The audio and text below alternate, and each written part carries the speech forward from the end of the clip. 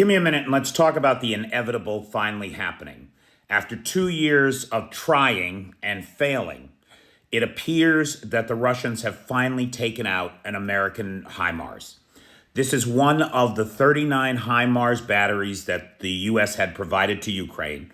Remember, the Europeans provided their version too. What is it, the M272 or something like that? And they've got another 25 of those. So all up, the Ukrainians had 64 of these, and they are now down to 63. And it makes sense that the Russians would be targeting it. In the last week alone, over 130 Russian soldiers were unalived by HiMARS strikes on their positions when they were in the open on a parade ground. So it's been a devastating tool against the Russians.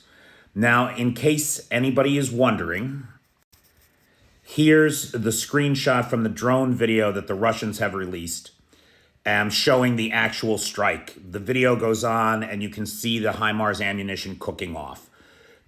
All the experts agree this was a HiMARS, it was destroyed, and this is now confirmed by everybody in the space. But it's important to recognize this is 1 out of 64. That means that they've still got 98.5% of the HiMARS they were ever issued. And it took the Russians 2 years to get this one, just 25 miles from the border, from the front line, in the Donetsk region. Now, the big concern around the HiMARS, in my opinion, is the fact that HiMARS strikes have actually been on the decline, which indicates that the lack of U.S. support means that the ammo is running low for these things. And we got to get our act together, America. Contact your congressman and insist on a discharge petition to bring the foreign aid bill to the floor. Don't let Mike Johnson delay this thing for Orange Jesus anymore.